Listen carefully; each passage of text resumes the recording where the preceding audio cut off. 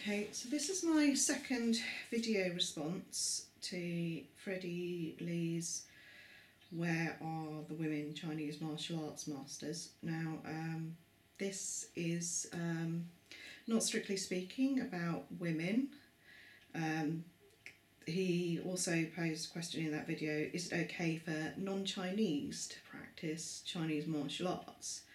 And is it really a Chinese martial art if it's not practiced by a Chinese person? I did feel that this was quite an important question to consider, so here we are talking about it. Now, as to whether or not it's really a Chinese martial art, I mean, it's definitely Chinese in origin. It's a bit like saying, is an Indian curry really an Indian curry if it's cooked by someone who's not Indian?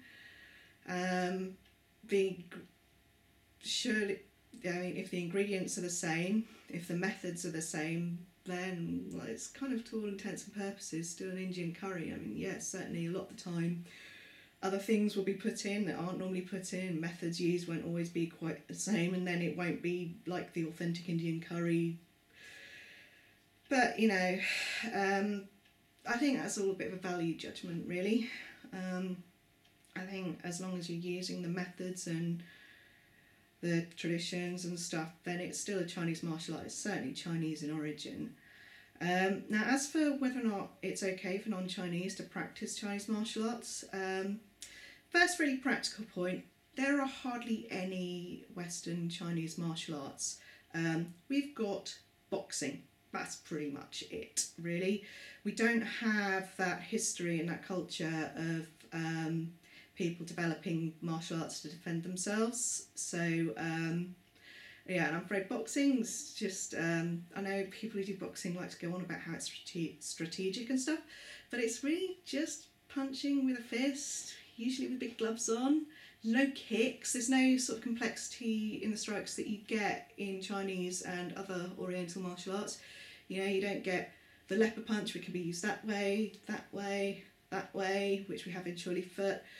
You know, it's you don't have the claws, you don't have anything like that. So, you know, we're very limited, I'm afraid. So if we can't practice Chinese martial arts or other Oriental martial arts, we got nothing much.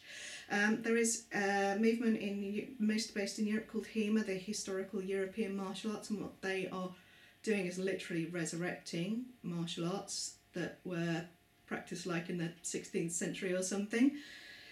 But, you know, they're having to do that from engravings and rough notes that were made around the engravings and stuff like that, and it's quite difficult. And, yeah, I got the chance to try a little bit of it last year when I went to this International Martial Arts Academic Conference. And, you know, the techniques seem to be quite similar to Chinese martial arts, to be honest. But, you know, it's a very small thing. We haven't got a great deal. If we're not allowed to practice the Chinese martial arts or the other Oriental martial arts because we're not Chinese, we ain't got much. And I'm not sure it's really fair to deprive us because we don't have that similar history. Alright, the other thing is, second thing is, and this is a specifically Chinese martial arts thing, there ain't no traditional Chinese martial arts left in China, hardly. Unfortunately, during the Cultural Revolution, Mao had the traditional martial arts purged. Most of the practicing martial artists, they went to Hong Kong, Taiwan, Australia, America, both North and South America, and there isn't enough Chinese diaspora outside China to keep those traditional martial arts going. And if you go to China, you might find someone who practices those traditional martial arts as they were practiced like way back when, but they'll be in like the 80s and 90s pretty much. You're not going to find those people there. They have the style that they practice their wushu. It's not like the traditional martial arts that they used to have. It was sort of developed and sponsored and supported by the Chinese government purely for their propaganda purposes, basically. And at best, that is what martial arts are used for by governments in, you know, whichever government you look at. Japan, Korea blatantly uses Taekwondo as their personal propaganda. So it's yeah, if people outside China, if non-Chinese don't practice the Chinese martial arts, they kind of gonna die out probably. So I mean, if you want to be purist about it, maybe you prefer them to die out. I don't think that's really right, personally. Another thing is that the Chinese martial arts, pretty much all the Oriental martial arts, they were developed by the underclass, the lowest of low, to defend themselves against, the regimes, which tend to be quite oppressive and brutal.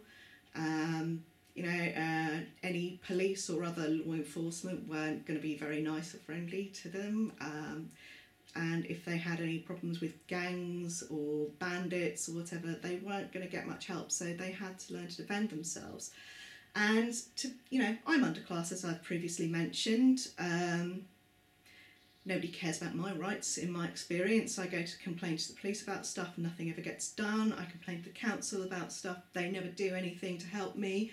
I used to have my previous MP was quite good at trying to help me with problems, but my current MP's office is not interested in helping me at all and always sides with whoever is causing me trouble. So, if I have to learn this stuff because I do need to protect myself, and it's not just a physical thing, it's a mental training as well. I can't keep up with all this stuff if I don't have that mental training that comes with the physical practice of martial arts. So as an underclass person, I would say it is more appropriate for me to learn that than, say, some nice middle class Chinese person who also lives in Norwich and doesn't have the kind of problems that I have because they've got like a nice proper job and they don't. They are given chances, whereas I am never ever given a chance by pretty much anyone. So that's you kind of got to remember like who these were developed for. I mean, the thing about cultural appropriation is that it's all about the power dynamics and the abuse of other people's culture and for people's own ends. And I don't think that is what I am doing when I learn Chinese martial arts. And I think many people who are not Chinese who learn this, they are not abusing the arts. I mean, many of them are, but equally Chinese people can do it too, unfortunately. I mean, most of the Choi Li Foot grandmasters are okay, I feel. A lot of them are Chinese, not all of them are. There's one, a very powerful one, who is Chinese, and he basically has been twisting Choi Li Foot for his own ends because he's just into the power thing. Now he has a lot of white followers who all support him and prop him up and use it for their own ends as well. I think what I'm trying to say here is that being Chinese doesn't necessarily mean you respect the traditions of the martial arts in the way that you should. And I feel that I respect the traditions a lot more than that particular grandmaster. So, talking about my own style, Choi Li Foot, it was created by a man called Chen Hyung, who learned it from an abbot called Choi Fook. Now, I like to say, in my style anyway, that Choi Fook was the last true Shaolin abbot. I don't know if he was actually the last, but certainly, the abbot, the Shaolin monks, the reason that they created these martial arts was because they needed to defend themselves. They were brutally oppressed and they were driven out and stuff. And the Shaolin monks that you have in China now, they're doing what the government wants, they're propaganda for the government, so they're not the Shaolin monks of the type that Chen Hyung learned from. They're not Shaolin monks like Choi Fook was. Now, when Choi Fook taught Chen Hyung, he was quite reluctant. He had to be very careful. He wanted to be very sure that he would carry on the traditions of Shaolin and the traditions that he wanted kept alive. And when he finished teaching him, they gave him a couplet of advice. There's a number of translations. This is my favourite one. It goes, "The tiger and the dragon met in heaven to revive our Shaolin ways. Teach your followers righteousness. Let each generation uphold and enliven." Now, basically, they want these traditions kept alive. Choi Fook wanted this tradition kept alive and propagated, kept going as he had handed it down to Chen Hyun. That's why he trusted Chen Hyun. Chen Hyun wanted to keep this alive as well. I don't think they would be too fussy about who was doing it. I don't think they would care too much about whether or not it was a Chinese person or some white woman way over the other side of the world hundreds of years later. Obviously I doubt they were thinking of that, because mid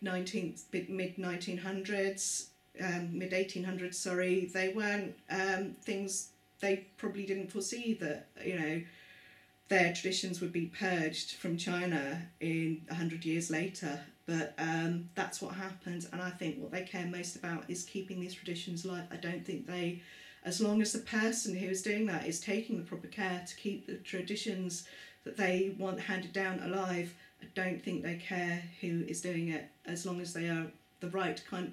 I don't think they care if it's a Chinese person or a white person. I don't think they care, because a Chinese person can do it wrong. They can twist things just as much as any other a white person. So I don't think they care if a white person or a white woman is caring enough about these traditions to try and keep them alive, and that's why I kind of go on about the code of conduct. So that's basically pretty much why I think that it's not just okay for non-Chinese to practice martial arts. I think it's actually very important, because unfortunately it's not going to be kept alive otherwise, probably. It's a very sad thing, but I think that's probably the case. Okay, bye.